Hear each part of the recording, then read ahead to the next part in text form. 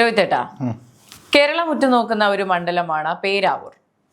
നമുക്കറിയാം അവിടുത്തെ പ്രത്യേകത എന്ന് പറയുന്നത് KPCC പ്രസിഡന്റ് സണ്ണി ജോസഫും അതുപോലെ തന്നെ കോവിഡ് കാലത്ത് കേരളത്തെ രക്ഷിച്ചു അമ്മ പരിവേഷം ലഭിച്ചിരുന്ന KK ശൈലജ ടീച്ചർ മത്സരിക്കുകയാണ്.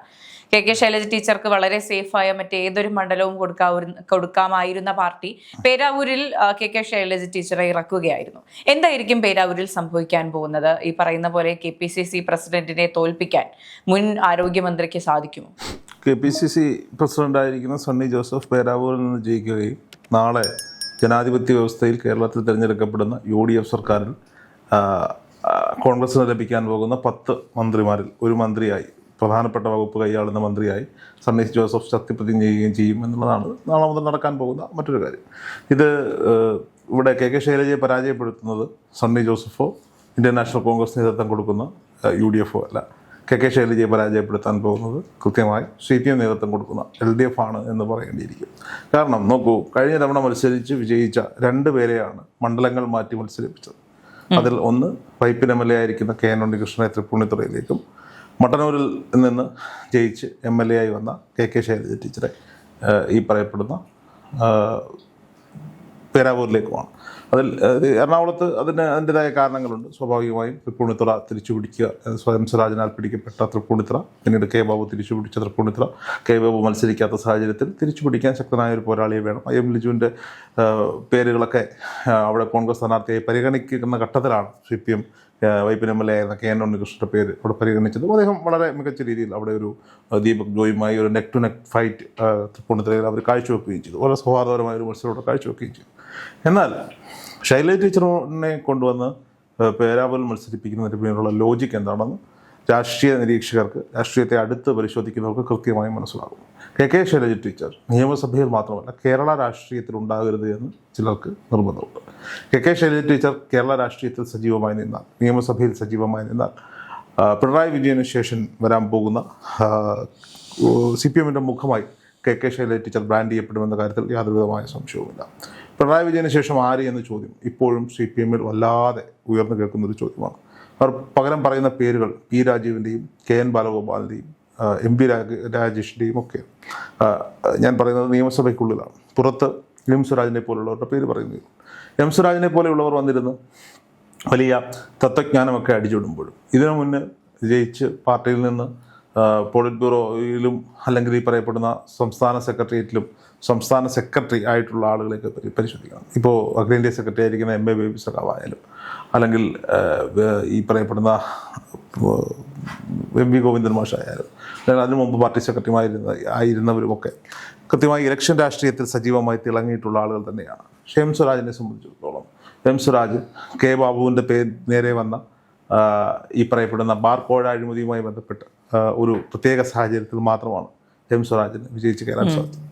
വലിയ ഇടതു തരംഗം, ഒരു അതിഭീകരമായ ഇടതു തരംഗം നേരിടുന്ന 2021 തിരഞ്ഞെടുപ്പിൽ പോലും മത്സരിച്ച് പരാജയപ്പെട്ട ഒരേ ഒരു നേതാവ്, CPMൻ്റെ അത്രയും നേതൃനിരയിൽ നിൽക്കുന്ന ഒരു നേതാവ് M സ്വരാജാണ്. സെലിബ്രിറ്റി സ്റ്റാറ്റസിൽ നിൽക്കുന്ന ഒരു നേതാവ് M സ്വരാജ് മാത്രമാണ്. അതിനുശേഷം വന്ന നിലമ്പൂർ തിരഞ്ഞെടുപ്പിൽ M സ്വരാജിനെ കൊണ്ടുപോയി മത്സരിപ്പിച്ചു. സ്വന്തം പഞ്ചായത്ത് നിലകൊള്ളുന്ന നിലമ്പൂർ മണ്ഡലത്തിൽ വളരെ ദയനീയമായൊരു പരാജയത്തിലേക്ക് M സ്വരാജ് പോകുന്ന കാഴ്ച നമ്മൾ കണ്ടു. ഒരു ത്രികോണ മത്സരം നടന്ന നിലമ്പൂരിൽ M സ്വരാജിൻ്റെ അവസ്ഥ വളരെ പരിതാപകരമാകുന്ന അവസ്ഥയിലേക്ക് പോയി. അവസാനം ഈ തവണ നടക്കുന്ന 2026 നടക്കുന്ന തിരഞ്ഞെടുപ്പിൽ സ്വയമേ മത്സരിക്കേണ്ട എന്ന് പോലും, മത്സരത്തോട് പോലും സ്വരാജിന് ഒരുപക്ഷെ വെറുപ്പ് തോന്നുന്ന ഒരു തരത്തിലേക്ക് സ്വരാജിൻ്റെ മാനസികാവസ്ഥയും മാറാൻ അത് കാരണമായി എന്ന് വേണം പറയാൻ. വെറുതെ ഒരു ഗുമ്മിന് വേണ്ടി M സ്വരാജിൻ്റെ YouTube ചാനൽ വീഡിയോകളും വലിയ ഡയലോഗുകളും തത്വജ്ഞാനവും ഒക്കെ കേട്ടിട്ട് 1000 ഷാഫിക്ക് അര സ്വരാജ്യം മതി എന്നൊക്കെ പറഞ്ഞിട്ട് വല്ല കാര്യമുണ്ടോ? ആളുകളെ കൂട്ടിയാലോ ക്രൗഡ് പുള്ളർ ആയാലോ. ഇപ്പം ഞാൻ പറയും, ഇപ്പോൾ എറണാകുളം ജില്ലയിലെ പല M സ്വരാജിൻ്റെയും പരിപാടികൾ നമ്മൾ കണ്ടതാണ്. ആ ഒരു ലിമിറ്റഡ് ആളുകൾക്ക് ഇരിക്കാൻ പറ്റുന്ന വേദികൾ ഒരുക്കി M സ്വരാജിനെ കൊണ്ടുവന്ന് എങ്ങനെയെങ്കിലും ആ വേദികൾ നിറച്ച്. അതെ, എൻ്റെ ഒരു അഭിപ്രായത്തിൽ M സ്വരാജ് സ്റ്റേജിൽ നിന്ന് പ്രസംഗിക്കുന്നത് കാണാൻ ആൾക്കാർക്ക് കുറച്ചുകൂടി ഇഷ്ടമാണ്. പക്ഷേ അദ്ദേഹത്തെ ഇങ്ങനെ നേരിൽ കണ്ടാൽ മുഖത്ത് നോക്കുന്ന ഒരു വ്യക്തിയായി, അല്ലെങ്കിൽ ജനങ്ങൾക്കിടയിലേക്ക് ഇറങ്ങാൻ പറ്റുന്ന ഒരു വ്യക്തിയായി M സ്വരാജിനെ കാണാൻ കഴിയില്ല എന്നുള്ളതാണ് വസ്തുത. നേരിട്ട് സംസാരിച്ച് നമുക്ക് നേരിട്ട് ഒരാളുമായി ഇന്ററാക്ട് ചെയ്യുമ്പോൾ ഏതൊരു രാഷ്ട്രീയക്കാരനായിക്കോട്ടെ, പാർട്ടി ഭേദമന്യേ, ഇപ്പോൾ LDF ആയി CPM കാരനായാലും കോൺഗ്രസ്സുകാരനായാലും കാരനായാലും BJP-കാരനായാലും നമ്മുടെ പാർട്ടി ഏതാണെന്ന് ചോദിക്കാതെ നമ്മുടെ മുഖത്ത് നോക്കി ചിരിച്ച് സംസാരിക്കുന്ന ഒരു രീതിയുണ്ടല്ലോ. നമ്മൾ പലപ്പോഴും കേരള രാഷ്ട്രീയത്തിൽ ശ്രദ്ധിച്ചിട്ടുള്ളതാണ് ഒരു പിണറായി സ്റ്റൈൽ ഓഫ് പൊളിറ്റിക്സ് എന്ന് നമ്മൾ എപ്പോഴും പറയും. ഇപ്പോൾ ആരെയും കണ്ടാൽ സംസാരിക്കാതെ വളരെ ഗൗരവമായി കാര്യങ്ങളെ കണ്ടുകൊണ്ട് മുന്നോട്ട് പോകുന്ന, എല്ലാവരെയും മൈൻഡ് ചെയ്യാതെ പോകുന്ന ഞാനൊരു ബുദ്ധിജീവിയാണ് സ്വയമേ ആളുകളെ കൊണ്ട് തോന്നിപ്പിക്കാൻ സഖാക്കന്മാർക്ക് ഇച്ചിരി ധൃതി കൂടുതലാണ്. അതേസമയം ഇപ്പോൾ ഞാൻ കഴിഞ്ഞ ദിവസം ഞാൻ മൂകാംബികയിൽ നിന്ന് കണ്ണൂർ ഇറങ്ങിയിട്ട് കണ്ണൂരിൽ നിന്ന് ഫ്ലൈറ്റിലാണ് എറണാകുളത്തേക്ക് വന്നത്. അപ്പോൾ ഞാൻ കണ്ണൂരിൽ നിന്ന് കയറി നെടുമ്പാശ്ശേരിയിൽ ഇറങ്ങുമ്പോൾ ഫ്ലൈറ്റ് കണക്ഷൻ ഫ്ലൈറ്റാണ് തിരുവനന്തപുരത്തേക്ക്. എറണാകുളത്ത് ഇറങ്ങുന്നത്, എറണാകുളത്ത് നിന്ന് തിരുവനന്തപുരം. ഞാൻ ഇറങ്ങുമ്പോൾ എൻ്റെ വലത് സൈഡിൽ രണ്ടാമത്തെ റോയിലാണ് സണ്ണി ജോസഫ് ഉണ്ടായിരുന്നു, KPCC അധ്യക്ഷൻ ഉണ്ടായിരുന്നു. അപ്പോൾ ഞാൻ അങ്ങോട്ട് ഇറങ്ങുമ്പോൾ സ്വാഭാവികമായി ഞാൻ ഒരു നമസ്കാരം പറയുന്നു, അദ്ദേഹം നമസ്കാരം എന്ന് തിരിച്ചു പറയുന്നു, വിഷ് ചെയ്യുന്നു. നടന്ന് ഇങ്ങോട്ട് വരുമ്പോൾ ഒരു 4-5 സീറ്റുകൾക്ക് ഇപ്പുറം റൈറ്റ് സൈഡിൽ നല്ല പരിചിതമായ ഒരു മുഖം ഇങ്ങനെ ആളുകളെയൊക്കെ നിരീക്ഷിച്ചുകൊണ്ടിരിക്കും. ഞാൻ നോക്കുമ്പോൾ ഗോവിന്ദൻ മാഷാണ്, MV ഗോവിന്ദൻ മാഷാണ്. ഞാൻ ചെന്ന് മാഷെ നമസ്കാരം, നമസ്കാരം എന്ന് പറഞ്ഞ് ഇറങ്ങുമ്പോൾ നമുക്കൊക്കെ ആ മനുഷ്യനോടൊക്കെ ഒരു പ്രത്യേക സ്നേഹം, ഇനി രാഷ്ട്രീയപരമായ എതിർപ്പുകൾ ഉണ്ടെങ്കിൽ പോലും ഒരാളോട് ചിരിക്കുമ്പോൾ സംസാരിക്കുമ്പോൾ ഒന്ന് വിഷ് ചെയ്താൽ തിരിച്ച് വിഷ് ചെയ്യും. വലിയ തിരക്കുകളൊന്നും അല്ലല്ലോ നിൽക്കുന്നത്. അല്ലാതെ അദ്ദേഹത്തെയൊക്കെ കാണുമ്പോൾ പല തിരക്കുകളിലും ആളുകളുടെ ഇടയിലൊക്കെ നിൽക്കും, ചിലപ്പോൾ മൈൻഡ് ചെയ്യാൻ പറ്റിയെന്ന് വരില്ല. അപ്പോൾ അവിടെയാണ് ഈ പറയപ്പെടുന്ന, എനിക്ക് തോന്നുന്നു KK ശൈലജയെക്കുറിച്ച് സംസാരിക്കാൻ വന്ന സ്വരാജിനെ പറ്റി സംസാരിക്കുന്ന അവസ്ഥയിലേക്ക് പോയിക്കൊണ്ടിരിക്കുകയാണ്. 1000 ഷാഫിക്ക് അര സ്വരാജ് എന്ന ഈ പ്രയോഗം കേൾക്കുമ്പോഴാണ് എനിക്ക് ചിരി വരുന്നത്. ഷാഫി പറമ്പിലിനെ സംബന്ധിച്ചിടത്തോളം ഷാഫി പറമ്പിൽ ഒരു വേദിയിലേക്ക് എത്തിയാൽ ഷാഫിയെ കാണാൻ ഒരുക്കുന്ന വേദി പോരാതെ വരുന്നൊരു സാഹചര്യം എന്നുണ്ട്. വലിയ ആളുകൾക്ക് ക്രൗഡ് വരും, ആ ക്രൗഡിന് ഇരിക്കാനുള്ള സാഹചര്യങ്ങളൊക്കെ ഒരുക്കി കൊടുക്കേണ്ട ഒരു സാഹചര്യമുണ്ട്. പക്ഷേ സ്വരാജ് ഒരു വേദിയിലേക്ക് വരുന്നു എന്ന് പറയുമ്പോൾ സഖാക്കന്മാർ വളരെ തന്ത്രപരമായ ഒരു 4 മതിൽക്കെട്ടിനുള്ളിലുള്ള ഒരു സ്ഥലമാണ് എടുക്കുക. കാരണം ഇങ്ങനെ ഈ വീഡിയോയൊക്കെ ഇടുമ്പോൾ ഇത് നിറഞ്ഞു നിൽക്കുന്നതായി തോന്നേണ്ടുന്നൊരു സാഹചര്യമുണ്ട്. വലിയ തത്വജ്ഞാനമൊക്കെ അടിക്കുന്നു. പക്ഷേ ഷാഫി എന്താണ് വളരെ സിമ്പിളായി അവരുടെ രാഷ്ട്രീയം പറഞ്ഞു പോവുകയാണ് ചെയ്യുന്നത്. ഒരു മാധ്യമം, എനിക്ക് തോന്നുന്നു മേഘ ഇപ്പോൾ ഇത് പറയുന്നത്, മേഘ ഈ തെരഞ്ഞെടുപ്പിന്റെ ഭാഗമായി സ്വരാജിന്റെ ബൈറ്റ് എടുക്കാൻ പോയ എക്സ്പീരിയൻസിൽ നിന്നാണ് പറയുന്നത്. ഇത് തൃക്കാക്കര ഉപതെരഞ്ഞെടുപ്പ് സമയത്ത് ഞാൻ അനുഭവിച്ചത്. പിന്നീട് ഞാൻ ഇയാളുടെ മുന്നിലേക്ക് മൈക്ക് വെക്കില്ല എന്ന് സ്വയം തീരുമാനിച്ചിട്ടുള്ള ആളാണ്. സ്വാഭാവികമായിട്ടും കുറെ ആൾക്കാരെ കണ്ടിട്ടുണ്ട്, രാഷ്ട്രീയ, സാമൂഹ്യ, സാംസ്കാരിക മേഖലയിലെ പലരുമായിട്ട് സംസാരിച്ചിട്ടുണ്ട്. നമ്മൾ അടുത്ത് ചെന്ന് നിൽക്കുമ്പോൾ മുഖത്ത് നോക്കി ചിരിക്കുക എന്നുള്ളത് വളരെ ബേസിക് ആയിട്ടുള്ളൊരു കാര്യമല്ലേ? ഇവർ ചിരിക്കണം. ഞാൻ പറഞ്ഞത് ഈ തൃക്കാക്കര ഉപതെരഞ്ഞെടുപ്പ് നടക്കുന്ന സമയത്ത് ജോസഫിന്റെ പ്രചരണ പ്രവർത്തനങ്ങളുമായി ബന്ധപ്പെട്ട് ഇയാൾ CPM-ന്റെ LDF-ന്റെ മുഖ്യ തെരഞ്ഞെടുപ്പ് കമ്മിറ്റി ഓഫീസിനുള്ളിൽ ഇരിക്കുന്ന സമയമാണ്. വേറെ പണിയൊന്നുമില്ല, ഇയാൾ അവിടെ വെറുതെ കാറ്റും കൊണ്ടിരിക്കുകയാണ്. സീരിയസ്ലി ഞാൻ അയാൾ ഒരു ജോലിയും ചെയ്തുകൊണ്ടിരിക്കുകയല്ല, വേറെ ഫോണിൽ ആരോട് സംസാരിച്ച് താത്തു വെച്ച സമയത്താണ്. ഞാനന്ന് വർക്ക് ചെയ്യുന്ന ചാനൽ റിപ്പോർട്ടറായി വർക്ക് ചെയ്യുന്ന സമയമാണ്. ഞാൻ ഇദ്ദേഹത്തിൻ്റെ അടുത്ത് ഒരു ബൈറ്റ് എടുക്കാൻ വേണ്ടി ചെന്നത്. ഞാൻ വളരെ സ്നേഹത്തോടെ സഖാവേ എന്ന് വിളിച്ച് തന്നെയാണ് തുടങ്ങുന്നത്. സഖാവേ, എനിക്ക് തൃക്കാക്കര തെരഞ്ഞെടുപ്പുമായി ബന്ധപ്പെട്ട് അങ്ങയുടെ ഒരു ബൈറ്റ് വേണം. അപ്പോൾ ഇയാളെന്നെ ഇങ്ങനെ നടിപൊടി നോക്കിയിട്ട് പറഞ്ഞു, പുറത്ത് വേറെ രാഷ്ട്രീയക്കാരൊക്കെ ഉണ്ടാവും, അവരോടൊക്കെ പുച്ഛു, എന്നോടൊക്കെയാണോ ഇത് ചോദിക്കുന്നത്? അദ്ദേഹം വളരെ രൂക്ഷം. ഞാൻ ആലോചിച്ചത്, എന്നോടൊക്കെയാണോ ചോദിക്കുന്നത്? അദ്ദേഹം CPM-ന്റെ സമുന്നതനായ നേതാവല്ലേ, 4 പേര് അറിയുന്ന മുഖമല്ലേ? അതേ തിരഞ്ഞെടുപ്പിൽ ഞാൻ ജയരാജൻ സഖാവിൻ്റെ MV ജയരാജൻ സഖാവിൻ്റെ പേര് എത്ര സ്നേഹത്തോടു കൂടിയാണ് അദ്ദേഹം നമ്മളോട് സംസാരിച്ചത്. അന്ന് ഉമ്മൻചാണ്ടി സാർ ജീവിച്ചിരിക്കുന്ന സമയമാണ്. ഉമ്മൻചാണ്ടി സാറ് കാറിൽ നിന്നിറങ്ങി മാധ്യമങ്ങൾക്ക് ബൈറ്റ് കൊടുത്തതിന് ശേഷം വയ്യാതിരിക്കുന്ന സമയമാണ്. അതിനുശേഷമാണ് UDF-ന്റെ ക്യാമ്പിലേക്ക് നടന്നു പോകുന്നത്. ഞാനപ്പോൾ വാഷ്റൂമിൽ പോയിട്ട് എനിക്ക് ഈ ബൈറ്റ് കിട്ടിയില്ല. ഞാൻ ഓടിച്ചെന്ന് അവിടേക്ക് ചെന്ന് ഞാൻ ചിരിച്ചപ്പോൾ അദ്ദേഹം എൻ്റെ മൈക്കിലേക്കൊന്ന് നോക്കി. നോക്കിയിട്ട് 1 മിനിറ്റ് അദ്ദേഹം നിന്നു, ചോദിക്കാൻ എന്തെങ്കിലും ഉണ്ടെങ്കിൽ ചോദിച്ചോ എന്നുള്ള രീതിയിൽ. എന്നിട്ടാണ് ഞാൻ അദ്ദേഹത്തിൻ്റെ ബൈറ്റ് എടുക്കുന്നത്. ഉമ്മൻചാണ്ടി സാറിനോളം വലിപ്പമൊന്നും എന്തായാലും ഈ പറയപ്പെടുന്നത്, അല്ലെങ്കിൽ പോട്ടെ, ജയരാജൻ സഖാവ്, MV ജയരാജൻ സഖാവിനോടും വലിയ വലിപ്പമൊന്നും സ്വരാജിനുള്ളതായിട്ട് എനിക്ക് തോന്നുന്നില്ല. അതുകൊണ്ട് തന്നെയാണ് ഇത്തവണ തെരഞ്ഞെടുപ്പിൽ സ്വരാജിന്റെ പരിപാടി കൊണ്ട് റിപ്പോർട്ടിങ്ങിന് പോകണമെന്ന് പറഞ്ഞപ്പോൾ മേഘയോട് ഞാൻ പറഞ്ഞത്, മേഘ തന്നെ പൊക്കോളൂ, ഞാൻ വരില്ല എന്ന് മേഘയോട് പറഞ്ഞതിൻ്റെ കാര്യവും അത് തന്നെയാണ്. ഞാൻ കൃത്യമായി പറയുകയാണ്. അപ്പോൾ രാഷ്ട്രീയത്തിൽ ഇതേ തിരഞ്ഞെടുപ്പ് തന്നെയാണ്. ഈ തൃക്കാക്കര ഉപതെരഞ്ഞെടുപ്പ് കഴിഞ്ഞ് കുറച്ചു കാലം കഴിയുമ്പോഴാണ് പുതുപ്പള്ളി തിരഞ്ഞെടുപ്പ് വരുന്നത്. ഞാൻ പറയുന്നത് മഹാനായ ഉമ്മൻചാണ്ടി സാറിൻ്റെ മരണത്തിന് ശേഷം പുതുപ്പള്ളി തിരഞ്ഞെടുപ്പ് വരുന്നു. പുതുപ്പള്ളി തിരഞ്ഞെടുപ്പിൽ ഈ പറയപ്പെടുന്ന MV ഗോവിന്ദൻ മാഷ് പാർട്ടി സെക്രട്ടറി ആയിരിക്കുകയാണ്. അന്ന് ഞാൻ വർക്ക് ചെയ്യുന്ന ചാനലിൽ ഒരു ട്രെയിനിയായ ഒരു സബ് എഡിറ്റർ കുട്ടിയുണ്ട്. അപ്പോൾ ഞാൻ പബ്ലിക് ഒപ്പീനിയൻ എടുക്കാൻ വേണ്ടിയിട്ട് ഈ കുട്ടിയെ പറഞ്ഞു വിട്ടു കഴിഞ്ഞപ്പോൾ ഇവർ LDF-ന്റെ തെരഞ്ഞെടുപ്പ് കമ്മിറ്റി ഓഫീസിലെടുത്തെത്തിയപ്പോൾ MV ഗോവിന്ദൻ മാഷ് അവിടെ ഇരിക്കുകയാണ്. അപ്പോൾ പിന്നെ എന്നെ വിളിച്ചു ചോദിക്കുകയാണ്, ക്യാമറാമാൻ വിളിച്ചു ചോദിച്ചു, ചേട്ടാ ഈ കുട്ടി ചോദിക്കുന്നു MV ഗോവിന്ദൻ മാഷിൻ്റെ ഒരു ബൈറ്റ് എടുക്കട്ടെ. ഞാൻ എടുക്കും, സന്തോഷത്തോടെ എടുക്കും. അപ്പം ഈ കുട്ടി ട്രെയിനിയാണ്. അപ്പോൾ ഈ കുട്ടി പാർട്ടി സെക്രട്ടറിയോട് എങ്ങനെ പെരുമാറും എന്നൊരു ഭയം എൻ്റെ ഉള്ളിലുണ്ട്. കുറച്ച് കഴിഞ്ഞപ്പോൾ ഈ കുട്ടീനെ വിളിച്ചു, സാർ ഞാൻ ബൈറ്റ് എടുത്തിട്ടുണ്ട്, പാർട്ടി സെക്രട്ടറിയുടെ ബൈറ്റ് എടുത്തിട്ടുണ്ട്, ഞാൻ നോക്കി അയക്കൂ എന്ന് പറഞ്ഞു. ഞാൻ ക്യാമറമാനെ വിളിച്ചു, പക്ഷെ എന്താടാ ചോദിച്ചേ എന്ന് ചോദിച്ചപ്പോൾ പറഞ്ഞത്, ചേട്ടൻ ചോദിച്ചതൊക്കെ ഭയങ്കര രസമാണ്, ഗോവിന്ദൻ മാഷ് ആയതുകൊണ്ട് തിരിച്ചൊരു മറുപടി പറയാതെ തമാശ രൂപേണ എടുത്തു. എന്താ ചോദിച്ചേ, പുതുപ്പള്ളി തിരഞ്ഞെടുപ്പിൽ CPM മത്സരിക്കേണ്ട ആവശ്യമുണ്ടോ എന്ന് CPM-ന്റെ പാർട്ടി സെക്രട്ടറിയുടെ മുഖത്ത് നോക്കി പോയി ചോദിക്കാന്ന് പറയുന്നു. അപ്പൊ അദ്ദേഹം അതിനെ വളരെ തമാശ രൂപേണ അല്ലെങ്കിൽ ഒരു രീതിയിലെടുത്തു. അപ്പോൾ സ്വാഭാവികമായി ഈ രാഷ്ട്രീയ നേതാക്കന്മാർക്ക് ഞാൻ മനസ്സിലാക്കിയിട്ടുള്ളൂ, വനിതാ റിപ്പോർട്ടർമാരോട് അതും നല്ല സ്മാർട്ടായി ചോദ്യങ്ങൾ ചോദിക്കുന്ന പെൺകുട്ടികളോട് പ്രത്യേക വാത്സല്യമുണ്ട്, ഒരു പ്രത്യേക പരിഗണന അവർ അത് നൽകാറ്. അത് തെറ്റായ രീതിയിലല്ല കേട്ടോ ഞാൻ പറയുന്നത്. അത് ഇടതുപക്ഷത്തുനിന്നോ വലതുപക്ഷത്തുനിന്നോ BJP-യിൽ നിന്നോ ആകട്ടെ കുറച്ചുകൂടി അക്സസബിളാണ്, പുരുഷന്മാരായ റിപ്പോർട്ടർമാരെക്കാൾ കൂടുതൽ അക്സസബിളാണ്. അതിൽ കൂടുതൽ ഈ ഓൺലൈൻ മാധ്യമ പ്രവർത്തകർക്കിടയിലാണ് ഞാനത് കാണുന്നത്. കാരണം മുഖ്യധാരാ മാധ്യമങ്ങളുടെ മൈക്കേഡി കണ്ടാൽ അവർ സ്പേസ് കൊടുക്കാറുണ്ട്, പക്ഷേ എല്ലാ ഓൺലൈൻ മാധ്യമങ്ങൾക്കൊന്നും ഇവരെന്തില്ല. കാര്യം അത് ഓൺലൈൻ മാധ്യമ പ്രവർത്തകരായാലും കുറ്റമുണ്ട്, അവർ പറയുന്നതിനെ വളച്ചൊടിച്ച് തമ്പനയിലിടുക, ഇങ്ങനെയൊക്കെയുള്ള കാരണങ്ങൾ ഉള്ളതുകൊണ്ടാകാം. അപ്പോൾ സ്വാഭാവികമായിട്ടും എം സ്വരാജിൻ്റെ അടുത്ത് നിന്ന് എനിക്കൊരു അനുഭവം ഉള്ളതുകൊണ്ട് തന്നെയാണ് ഇത്തവണ അതിനുള്ള ചുമതല ഞാൻ മേഘയ്ക്ക് തന്നത്. മേഘയ്ക്കും വിപരീതമല്ലാത്ത ഒരു മറുപടി കിട്ടിയത് കൊണ്ട് തന്നെ അത് അദ്ദേഹത്തിൻ്റെ രീതി അതാണ് എന്ന് നമുക്ക് അനുമാനിക്കാം. അപ്പോൾ നമ്മൾ പറഞ്ഞു തുടങ്ങിയത് എവിടെയാണ് എന്ന് എനിക്കറിയില്ല. എം സ്വരാജിനെ ഒതുക്കി പണിതു എന്ന് പറയുമ്പോൾ അദ്ദേഹം അതിന് അർഹനായിരുന്നു എന്നുള്ളതാണ്, ചോദിച്ചു മേടിച്ചതായിരുന്നു എന്നുള്ളതാണ് അർത്ഥം. ഇനി ഒരു 10 വർഷക്കാലത്തേക്ക് അദ്ദേഹം മത്സരരംഗത്തേക്ക് വരാതിരിക്കുന്നതാണ് അദ്ദേഹത്തിന് നല്ലത്. ഇനി KK ശൈലജ ടീച്ചറിലേക്ക് വന്നാൽ, ഒന്നാം പിണറായി സർക്കാരിൻ്റെ കാലത്ത് ദുരന്തത്തിൻ്റെ വലിയൊരു ദുരന്ത മുഖമാണ് നമ്മൾ കണ്ടത്. മനുഷ്യനിർമ്മിത പ്രളയം എന്നൊക്കെ ആരോപിക്കപ്പെടുമ്പോഴും നാട്ടിൽ പ്രളയം ഉണ്ടായി. അതിനുശേഷം നിപ്പ വരുന്നു, അതിനുശേഷം ഓഖി വരുന്നു, പിന്നീട് കോവിഡ് വരുന്നു. ഈ കാലഘട്ടത്തിലൊക്കെ ആരോഗ്യവകുപ്പിന് അതിൻ്റെതായ കാര്യങ്ങൾ ചെയ്യാനുണ്ടായിരുന്നു. അപ്പോൾ സ്വാഭാവികമായും ആരോഗ്യവകുപ്പ് കൃത്യമായി ഇടപെടുകയും ആരോഗ്യവകുപ്പിലെ ഉദ്യോഗസ്ഥർ, പ്രതിപക്ഷം, ഇവിടുത്തെ യുവജന സംഘടനകൾ, മറ്റ് രാഷ്ട്രീയ പ്രസ്ഥാനങ്ങൾ, കുടുംബശ്രീ പോലെയുള്ള അമ്മമാരുടെ കൂട്ടായ്മകൾ, അവരുടെയൊക്കെ പ്രവർത്തനങ്ങൾ ഈ മേഖലകളിലൊക്കെ വളരെ വലിയ രീതിയിലാണ്. ഇവരെല്ലാം കൂടെ ഒറ്റക്കെട്ടായി നിന്നുകൊണ്ട് കാര്യങ്ങളെ നേരിടാൻ തീരുമാനിക്കുന്നു. ഇതിനൊക്കെ നേതൃത്വം കൊടുത്തുകൊണ്ട് KK ശൈലജ ടീച്ചറുണ്ടായിരുന്നു. പക്ഷേ KK ശൈലജ ടീച്ചറിനെ ടീച്ചറമ്മ എന്ന പ്രയോഗത്തിലൂടെ അവർ അമേരിക്കയിൽ പോയി പിഞ്ഞാണം മേടിച്ചു എന്നൊക്കെ ട്രോളുന്നവരുണ്ട്. അതൊക്കെ അനാവശ്യമായ ട്രോളുകളാണ് എന്നുള്ളതാണ്. അപ്പോൾ ഈ KK ശൈലജ ടീച്ചറെ ജനം അംഗീകരിച്ചു തുടങ്ങിയപ്പോൾ ഈ പാർട്ടിക്ക് കാര്യം പിടികിട്ടി. പണ്ട് ഗൗരിയമ്മ ഇവിടെ മുഖ്യമന്ത്രിയാകാൻ ബ്രാൻഡ് ചെയ്തു വന്നൊരു കാലമുണ്ട്. ആ കാലത്തെക്കുറിച്ച് പല കഥകളും ഗൗരിയമ്മയെ ജാതീയമായി അധിക്ഷേപിച്ചതിനെ പറ്റിയൊക്കെ നമ്മുടെ മനസ്സിലുണ്ട്. അപ്പോൾ ആ ഒരു ലെവലിലേക്ക് ശൈലജ ടീച്ചർ 5 വർഷം കൊണ്ട് ഉയർന്നു. അപ്പോൾ ഈ പത്രസമ്മേളനങ്ങളുടെ തുടക്കത്തിൽ, പക്ഷേ ആരോഗ്യവകുപ്പ് മന്ത്രിയാണ് വൈകുന്നേരങ്ങളിൽ പത്രസമ്മേളനം വിളിച്ച് കാര്യങ്ങൾ അപ്ഡേറ്റ് ചെയ്തുകൊണ്ടിരുന്നെങ്കിൽ അപ്പോൾ അതൊക്കെ അവരെ സൈഡിലോട്ട് ഇരുത്തിക്കൊണ്ട് മുഖ്യമന്ത്രി അത് ഏറ്റെടുക്കുന്ന സാഹചര്യത്തിലേക്ക് വന്നു. ഇനി എന്ത് തിരക്കുകൾ മാറ്റി വെച്ചാലും മുഖ്യമന്ത്രി വാർത്താ സമ്മേളനം നടത്തുന്ന സാഹചര്യം വന്നു. അങ്ങനെ പതുക്കെ മനസ്സിലായി. ഈ പെരുന്തച്ചൻ്റെ സിനിമയിൽ, പെരുന്തച്ചനെ കുറിച്ച് നമ്മൾ കേട്ടിട്ടുണ്ട്. പെരുന്തച്ചൻ ഈ പറയവറ്റ പന്തിരകുലത്തിലെ ഒരാളാണ് പെരുന്തച്ചൻ. അപ്പോൾ പെരുന്തച്ചൻ വലിയ ശില്പിയാണ്, അദ്ദേഹം ദേവശില്പിയാണ്. തച്ചനെ പെരുന്തച്ചനാക്കി മാറ്റിയതാണ്. അദ്ദേഹം കൈകൊട്ടിയാൽ അദ്ദേഹത്തിൻ്റെ ശില്പ വൈദഗ്ധ്യം, നിർമ്മാണ വൈദഗ്ധ്യം, അദ്ദേഹത്തിൻ്റെ പാണ്ഡിത്യം, സംസ്കൃതം പഠിച്ച ആശാരി. അപ്പോൾ അദ്ദേഹത്തിന് ഉണ്ടാകുന്ന മകനെ ചെറുപ്പകാലം മുതലേ കൊണ്ടുവരണം. അമ്മ മരണപ്പെടുന്നു, ചെറുപ്പകാലങ്ങളിലെ കൊണ്ടുവരുന്ന വിദ്യ പഠിപ്പിക്കുന്നു. അച്ഛനേക്കാൾ കേമൻ മകനായി മാറുകയാണ്.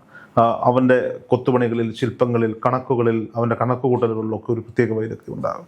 അപ്പോൾ നമ്മൾ കേട്ട കഥകളിൽ ഈ പെരുന്തച്ചൻ്റെ മകൻ പെരുന്തച്ചനേക്കാൾ വലുതാകുന്നു എന്ന് മനസ്സിലാക്കിയ പെരുന്തച്ചൻ ഒരു തറവാട്ട് വീടിൻ്റെ മേക്കൂടടിച്ചു കൂട്ടുന്ന കൂട്ടത്തിൽ മുകളിലിരുന്നു കൊണ്ട് വീതി ഉളി താഴേക്കെറിഞ്ഞ് മകനെ, കണ്ണനെ കൊന്നു എന്നാണ് നമ്മൾ പഠിച്ചിട്ടുള്ള കഥകൾ. അതിന് സിനിമാക്കാരൊക്കെ വേറെ ഭാഷ്യങ്ങളൊക്കെ സഹിച്ചിട്ടുണ്ട്, അതിൻ്റെ കാരണങ്ങളുണ്ടായിരുന്നു എന്നൊക്കെ പറഞ്ഞിട്ടുണ്ട്.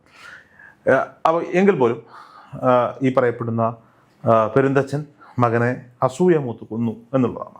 അപ്പോൾ കേരള രാഷ്ട്രീയത്തിലെ പെരുന്തച്ചൻ്റെ സ്ഥാനം അലങ്കരിക്കുന്ന പിണറായി വിജയന് മകനല്ലെങ്കിൽ പോലും ഈ പറയപ്പെടുന്ന മറ്റാരും അദ്ദേഹത്തെക്കാൾ ഉയർന്നു വന്നില്ല. കാരണം അദ്ദേഹത്തിനുള്ള ക്വാളിറ്റി പോലുമുള്ള മന്ത്രിമാർ അദ്ദേഹത്തിൻ്റെ മന്ത്രിസഭയിൽ ഇല്ലായിരുന്നു എന്ന് വേണം നമ്മൾ മനസ്സിലാക്കാൻ.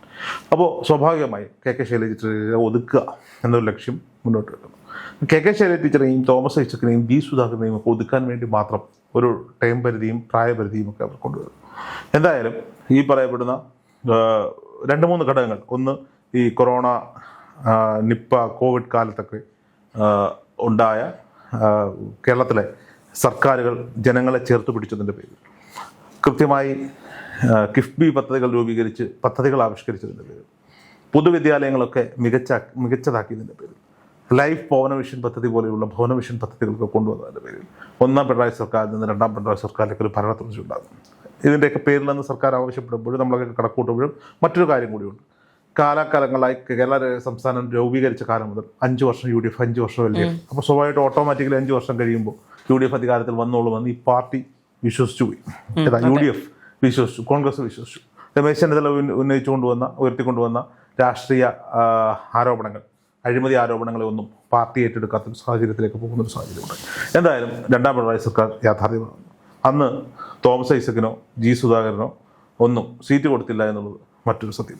ഒന്നാം പിണറായി സർക്കാരിൽ തിളങ്ങിയ മന്ത്രിമാരിൽ ഏറ്റവും മികച്ച മന്ത്രിയായിരുന്ന KK ശൈലജ ടീച്ചർ മട്ടന്നൂരിൽ നിന്ന് വലിയ ഭൂരിപക്ഷത്തിൽ, പിണറായി വിജയനേക്കാൾ ഭൂരിപക്ഷത്തിൽ ജയിച്ചു. 50,000-ൽ കൂടുതൽ വോട്ടിൻ്റെ ഭൂരിപക്ഷത്തിൽ ജയിച്ചിട്ടാണ് നിയമസഭയിലേക്ക് വരുന്നത്. അപ്പോഴാണ് അവിടെ പറയുന്നത് ഇവർക്ക് മന്ത്രി സ്ഥാനമില്ല, പിണറായി വിജയൻ മാത്രം തുടരാൻ തീരുമാനിക്കുന്നു CPM എന്നത്. പകരം കൊണ്ടുവന്ന മന്ത്രിമാരൊക്കെയാണ് KN ബാലഗോപാൽ, വീണ ജോർജ്, മുഹമ്മദ് റിയാസ് തുടങ്ങിയ മന്ത്രിമാരെ കൊണ്ടുവരുന്നു. ആ 5 വർഷക്കാലവും പലരും പറഞ്ഞു കേട്ട പേരാണ് ഇനിയൊരു വനിതാ മുഖ്യമന്ത്രിമാർ. ഇനി CPM-ന് പിടിച്ചു നിൽക്കണമെങ്കിൽ ഒരു വനിതാ മുഖ്യമന്ത്രിയെ പ്രഖ്യാപിക്കണം, ഇനി CPM-ന് പിടിച്ചു നിൽക്കണമെങ്കിൽ ഒരു ദളിത് മുഖ്യമന്ത്രി പ്രഖ്യാപിക്കണം. ഇത്തരത്തിലുള്ള ന്യായമുഖങ്ങളൊക്കെ മുന്നോട്ട് വെച്ചു. ഇതിനേക്കാൾ ഉപരി ഒരു ഫാക്ടർ കൂടിയുണ്ട്. രണ്ടാം പിണറായി സർക്കാർ വരെ ഈ മുഹമ്മദ് റിയാസും മകളുമായുള്ള വിവാഹം ന്യൂനപക്ഷങ്ങളെ എല്ലാം പിണറായി വിജയൻ ചേർത്ത് പിടിക്കുന്നു എന്നൊക്കെ പറഞ്ഞുകൊണ്ട് വലിയ രീതിയിൽ ന്യൂനപക്ഷ ഏകീകരണം ഈ പറയപ്പെടുന്ന UDF-നുണ്ടായി എന്നുള്ളതാണ്. അപ്പോൾ എന്തായാലും ശൈലജ ടീച്ചറെ മന്ത്രിസഭയിലേക്ക് കൊണ്ടുവരുന്നില്ല. സാധാരണ MLA ആക്കി അവിടെ എത്തുന്ന ഒരു സാഹചര്യം ഉണ്ടായി. പകരം വീണ ജോർജിനെ ആരോഗ്യവകുപ്പ് മന്ത്രിയാക്കി. അപ്പോൾ എനിക്ക് ഓർമ്മ വരുന്നത് പെരുന്തച്ചൻ പണി തുടങ്ങി വെച്ച പണി പിന്നീട് പെരുന്തച്ചന് കഞ്ഞി വെക്കാൻ വന്ന ആൾ മുഖ്യ ആശാരിയാകുന്നു എന്ന സാഹചര്യത്തിലേക്ക് പോയൊരു സാഹചര്യം 5 വർഷം നമ്മൾ കണ്ടതാണ്. ഇതിനിടയിലാണ് ലോക്സഭാ തെരഞ്ഞെടുപ്പിൽ എന്തായാലും അതിനിടയിൽ നടന്ന ഉപതെരഞ്ഞെടുപ്പുകളൊക്കെ UDF വിജയിക്കും. VD സതീശൻ, K സുധാകരൻ ടീമിൻ്റെ ഒരു ബലത്തിൽ UDF ഭയങ്കരമായി ശക്തമാവുകയും ചെയ്യുന്ന ഒരു സാഹചര്യം നമ്മുടെ നാട്ടിലുണ്ടായി. കോൺഗ്രസ് പാർട്ടികൾക്ക് നാഥനുണ്ട് എന്നൊരു തോന്നലുണ്ടാകുകയും UDF വളരെ ശക്തമായി നിൽക്കുകയും ചെയ്തു. പിന്നീട് വരുന്ന ഉപതെരഞ്ഞെടുപ്പുകളൊക്കെ അത് പുതുപ്പള്ളിയാകട്ടെ തൃക്കാക്കരയാകട്ടെ വലിയ ഭൂരിപക്ഷത്തിൽ UDF ജയിച്ചു വരും. അങ്ങനെ ലോക്സഭാ തെരഞ്ഞെടുപ്പ് വരികയാണ്. ലോക്സഭയിൽ വലുതായിട്ടൊന്നും നേടാൻ CPM-ന് സാധിക്കില്ല എന്ന് കൃത്യമായ ബോധ്യം പിണറായി വിജയനും ക്യാമ്പിലും ഉണ്ടായിരുന്നു. അപ്പോഴാണ് വടകര എന്ന് പറഞ്ഞാൽ വടകരയുടെ ഒരു രാഷ്ട്രീയ ചരിത്രം പരിശോധിച്ചാൽ ഒരു ചുവന്ന മണ്ണായ വടകരയെ TP ചന്ദ്രശേഖരൻ എന്ന് പറയുന്ന ധീരനായ സഖാവിനെ 51 വെട്ടിക്കൊന്നതിന് ശേഷം CPM-നോ ഇടതു പാർട്ടികൾക്കോ നിലം തൊടാൻ സാധിച്ചിട്ടില്ല എന്നുള്ളതാണ്. അവിടുത്തെ ജനം അത്രത്തോളം ഈ പ്രസ്ഥാനത്തെ വെറുത്തു. അവിടെ വടകര ലോക്സഭാ മണ്ഡലത്തിൽ CPM-ൽ നിന്ന് ആരെങ്കിലുമൊക്കെ രാഷ്ട്രീയത്തിൽ നിന്ന് ഇല്ലായ്മ ചെയ്യണമെങ്കിൽ വടകരയിൽ സീറ്റ് കൊടുത്താൽ മതി എന്നൊരു സാഹചര്യം ഇന്നവിടെയുണ്ട്. അതിൻ്റെ ഏറ്റവും വലിയ ഉദാഹരണമാണ് P ജയരാജൻ എന്ന് പറയുന്ന കണ്ണൂരിൻ്റെ നേതാവ്. പിണറായി വിജയനെ മൈൻഡ് ചെയ്യാത്ത, പിണറായി വിജയനുമായി അത്ര പൊരുത്തപ്പെട്ട് പോകാത്ത P ജയരാജന് കഴിഞ്ഞ തവണ ഈ പറയപ്പെടുന്ന വടകരയിൽ സീറ്റ് കൊടുത്ത് ഒതുക്കി നിർത്തിയത് നമ്മൾ കണ്ടിട്ടുണ്ട്. P ജയരാജനെ ഇന്ന് കേരള രാഷ്ട്രീയത്തിൽ എവിടെയെങ്കിലും നമുക്ക് കാണാൻ പറ്റുന്നുണ്ടോ? ഖാദി ബോർഡ് ചെയർമാനായി അദ്ദേഹം ഒതുങ്ങിപ്പോകുന്ന ഒരു സാഹചര്യമുണ്ട്. അവിടെയൊക്കെ ശൈലജ ടീച്ചറെ കൊണ്ടുവന്ന് മത്സരിപ്പിക്കുന്നു. ശൈലജ ടീച്ചറെ കൊണ്ടുവന്ന് മത്സരിക്കുമ്പോഴും ഷാഫി പറമ്പിലായിരുന്നില്ല സ്ഥാനാർത്ഥി. K മുരളീധരനാണ് വടകരയിലെ സിറ്റിംഗ് MP ആയിരിക്കുന്നത്. K മുരളീധരൻ തന്നെ ആയിരിക്കും സ്ഥാനാർത്ഥി എന്നുള്ളതാണ് ആളുകൾ വിചാരിച്ചിരുന്നത്. ഈ കാലഘട്ടത്തിലാണ് പത്മജ വേണുഗോപാലിൻ്റെ BJP പ്രവേശനവും K മുരളീധരനോട് തൃശ്ശൂരിൽ പോയി മത്സരിക്കാൻ പറയും. ഈ K മുരളീധരനെ തൃശ്ശൂരിൽ പോയി മത്സരിച്ചിട്ട് K മുരളീധരനെ പണിതാണ്, K മുരളീധരനെ രാഷ്ട്രീയത്തിൽ ഇല്ലായ്മ ചെയ്യാനാണ് എന്നൊക്കെ വിചാരിച്ചവർക്ക് എല്ലാം ഇപ്പോൾ സന്തോഷിക്കുന്നുണ്ടാകും. കാരണം K മുരളീധരനോട് പരാജയപ്പെട്ടത് കൊണ്ടാണ് K മുരളീധരൻ ഇപ്പോൾ നിയമസഭയിലേക്ക് മത്സരിക്കാൻ അവസരം ലഭിച്ചതും അദ്ദേഹം കേരളത്തിലൊരു മന്ത്രിയാകാൻ പോകുന്നത്. അദ്ദേഹം കേരളത്തിലേക്ക് ഒരു മന്ത്രിയാകാൻ പോകുന്നു. TN പ്രതാപൻ എന്ന് പറയുന്ന രാഷ്ട്രീയ നേതാവ് ചുവരെഴുത്ത് വരെ നടത്തിയ തൃശ്ശൂരാണ്. ആ TN പ്രതാപനും ഇത്തവണ നിയമസഭയിലേക്ക് മത്സരിക്കാൻ സാഹചര്യം ഉണ്ടായി. ലത്തീൻ സമുദായത്തിൽ നിന്നൊരു മന്ത്രി ഉണ്ടാകുമ്പോൾ TG വിനോദിനോടൊപ്പം പരിഗണിക്കുന്ന പേരുകാരനും കൂടിയാണ് TN പ്രതാപൻ. ഒരുപക്ഷെ ആര് മന്ത്രിയാകും എന്ന് എനിക്കറിയില്ല. കാരണം നിയമസഭയിൽ എക്സ്പീരിയൻസ് കൂടുതൽ TG വിനോദിനാണ്. TG വിനോദിൻ്റെ മന്ത്രിസ്ഥാനത്തിന് എല്ലാവിധമായ അർഹതയും ഉണ്ട്. അപ്പോൾ സ്വാഭാവികമായിട്ടും 2-3 പേരുകൾ പരിഗണിക്കുന്നത് ഒരുപക്ഷെ മന്ത്രി ആയേക്കാൻ സാധ്യതയുള്ള ആളാണ് TN പ്രതാപൻ. എന്തായാലും വടകര തിരഞ്ഞെടുപ്പിൽ ശൈലജ ടീച്ചർ മത്സരിക്കുന്നു. 2 ഘട്ടം തിരഞ്ഞെടുപ്പ് മുന്നോട്ട് പോകുന്ന സാഹചര്യത്തിലാണ് പാലക്കാടിൻ്റെ സ്വന്തം ഷാഫി പറമ്പിൽ വടകരയിലെ സ്ഥാനാർത്ഥിയായി വരുന്നത്. അതോടുകൂടി കളം മാറുകയാണ്. ഷാഫി വന്നതോടുകൂടി വടകര ഒരു പുഴയായിരുന്നെങ്കിൽ ഒരു തരംഗത്തിൻ്റെ പുഴയായിരുന്നെങ്കിൽ ഷാഫി വന്നതോടുകൂടി അതൊരു തരംഗത്തിൻ്റെ സാഗരമായി മാറും. മുസ്ലിം ലീഗിൻ്റെ പ്രവർത്തകർക്കും RMPയുടെ പ്രവർത്തകർക്കും ഇന്ത്യൻ നാഷണൽ കോൺഗ്രസിൻ്റെ പ്രവർത്തകർക്കും ആ ആവേശത്തിൻ്റെ കടൽ ഒരു വലിയ വൈകാരികമായ കടലായി മാറും. കൃത്യമായി വടകരയുടെ വൈകാരികതയെ ജനങ്ങളിലേക്ക് ആളിക്കത്തിക്കാൻ ഷാഫി പറമ്പിൽ എന്നതാണ്. ആ ഷാഫി പറമ്പിലിനെ പരാജയപ്പെടുത്താൻ വേണ്ടി CPM കാണിച്ചു കൂട്ടിയ പരിപാടികൾ എന്തൊക്കെയാണെന്ന് നമുക്കറിയാം. ഒരു കാഫിർ സ്ക്രീൻഷോട്ട് വിവാദം നമുക്കറിയാം. CPM അതൊന്നും ശൈലജ ടീച്ചറിൻ്റെ അറിവോടുകൂടിയാണ് എന്ന് ഞാൻ വിശ്വസിക്കുന്നില്ല. ശൈലജ ടീച്ചറിനെ തെറ്റിദ്ധരിപ്പിച്ച് ചെയ്തു. ശൈലജ ടീച്ചറിനെ പോലെ ഒരാൾക്ക്, ഒരു വ്യക്തിക്ക് അതിനൊന്നും കൂട്ടു നിൽക്കാൻ സാധിക്കില്ല എന്ന ഉത്തമമായ ബോധ്യത്തിൽ തന്നെയാണ് ഞാൻ സംസാരിക്കുന്നത്. അതിനുശേഷം തൃക്കാക്കരയിൽ നമ്മൾ കേട്ടതുപോലെ ജോസഫിൻ്റെ ഒരു സെക്സ് വീഡിയോ, അങ്ങനെ തന്നെ പറയാം, ആ വീഡിയോ കണ്ടിട്ടുള്ളവർക്ക്, ഞാനന്ന് കണ്ടതാണ്, ജോസഫിനോട് സാദൃശ്യമുള്ളൊരു സെക്സ് വീഡിയോ. അത് UDF തൃക്കാക്കരയിലൊന്നും ജോസഫിനെ നാണം കെടുത്താൻ അങ്ങനെ ഒരു വീഡിയോ ഇറക്കേണ്ട ആവശ്യമില്ല. അപ്പോൾ അത് ഒരു ഇരവാദം ഉന്നയിക്കാൻ വേണ്ടി ഇടതുപക്ഷം തന്നെ ഇറക്കിയെന്ന് വേണം വിശ്വസിക്കാൻ. അത്തരത്തിലൊരു വീഡിയോ KK ശൈലജ ടീച്ചറിനെ കുറിച്ചും പുറത്തു വരുന്നുവെന്ന് വലിയ കിംവദന്തി കൊടുത്തു. MV ഗോവിന്ദൻ മാഷ് എന്താ പറഞ്ഞത്, ഞാനത് കണ്ടു, സത്യമാണ് എന്നാണ്, ആരോ ശൈലജ ടീച്ചറിനെ പരാജയപ്പെടുത്താൻ വേണ്ടി ചെയ്തതാണ് എന്ന തരത്തിൽ ഒരു അശ്ലീല വീഡിയോ അവിടെ ഇറക്കുന്ന സാഹചര്യം നമ്മൾ കണ്ടു. ഇതൊക്കെ ജനങ്ങൾക്കിടയിൽ ടീച്ചർ അമ്മ എന്ന് പറയുന്ന ആ ഒരു അടുത്തു നിന്ന ഒരു വ്യക്തിയെ ജനമനസ്സുകളിൽ നിന്ന് അകറ്റാൻ കാരണമായി. ചില്ലറ വോട്ടിനൊന്നുമല്ല വടകരയിൽ തോറ്റ് തുന്നം പാടിയത്.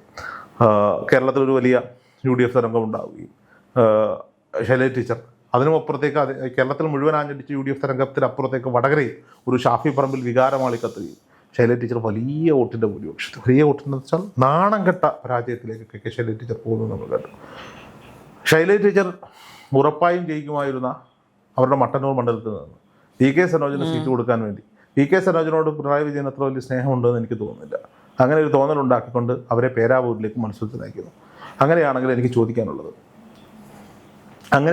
ചോദിക്കാനുള്ളത് ഈ സണ്ണി ജോസഫിനെ പരാജയപ്പെടുത്താൻ വേണ്ടിയിട്ടാണല്ലോ ഈ പറയപ്പെടുന്ന ശൈലജ ടീച്ചറിനെ അങ്ങോട്ട് വിട്ടു പറയപ്പെടുന്നത്.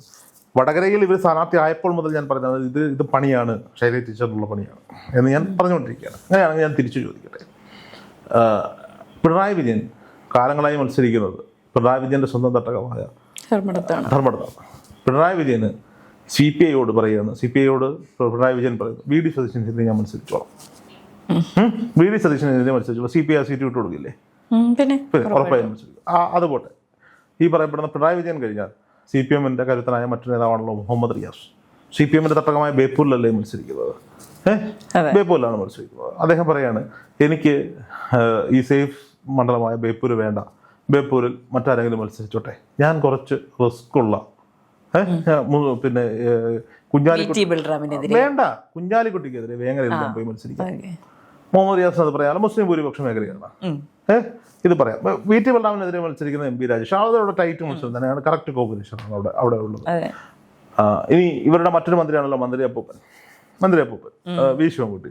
സത്യം പറഞ്ഞാൽ V ശിവൻകുട്ടിയോട് എനിക്ക് ഭയങ്കരമായ ആരാധനയുള്ള മനുഷ്യനാണ്. സീരിയസ്ലി V ശിവൻകുട്ടി നേതാവിനോട് എനിക്ക് വലിയ ആരാധനയുണ്ട്. അദ്ദേഹം അവിടെ ഒരു ത്രികോണ മത്സരത്തിൻ്റെ രീതിയിൽ തന്നെയാണ് മത്സരിച്ച് മുന്നോട്ട് കൊണ്ടുപോകുന്നത്. അദ്ദേഹത്തിന് വേണമെങ്കിൽ ആവശ്യപ്പെടാമായിരുന്നു, എനിക്ക് കുറച്ചുകൂടി അങ്ങോട്ടും സേഫായിട്ട് മാറി മത്സരിക്കും, അവിടെ പുതിയ ഒരാളെ ഇവർക്ക് പരീക്ഷിക്കാമായിരുന്നു. അദ്ദേഹം K മുരളീധരനെ പോലെ തന്നെ ഒരു ഫൈറ്ററാണ് ശിവൻകുട്ടി മിനിസ്റ്റർ. പക്ഷേ ശിവൻകുട്ടി മിനിസ്റ്ററുടെ എല്ലാ കാര്യങ്ങളോടും നമുക്ക് അംഗീകരിച്ച് മുന്നോട്ട് പോകാനും പറ്റില്ല. അത് അമിതമായ പാർട്ടി സ്നേഹം ചിലരല്ലാതാക്കി മാറ്റും. വിശന്നാൽ ഞാനല്ലാതായി മാറും എന്ന് പറയുന്നത് പോലെയാണ്. അമിതമായ പാർട്ടി സ്നേഹവും പിണറായി സ്നേഹവും ശിവൻകുട്ടി മിനിസ്റ്ററുടെ ക്വാളിറ്റികൾ ഇല്ലാതാക്കുന്നത്.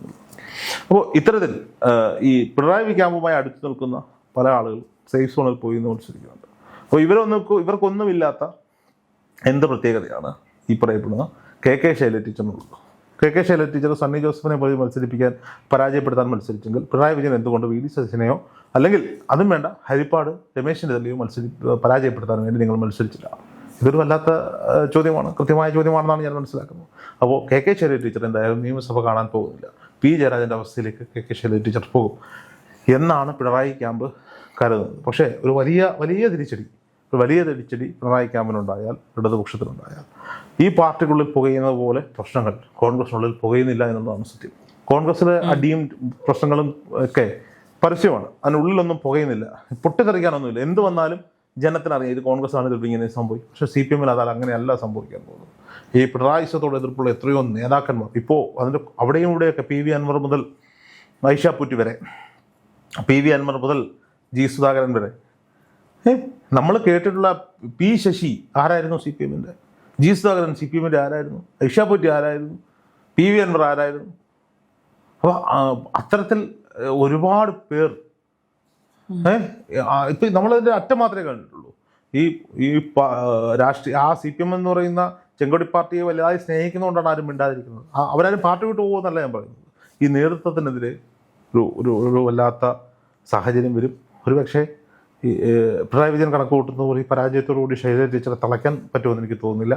ശൈലജ ടീച്ചർ പാർട്ടിയുടെ നേതൃസ്ഥാനത്തേക്ക് കടന്നു വരുന്ന ഒരു സാഹചര്യം ഒരുപക്ഷെ ഈ തെരഞ്ഞെടുപ്പോടുകൂടി ഉണ്ടായേക്കാം.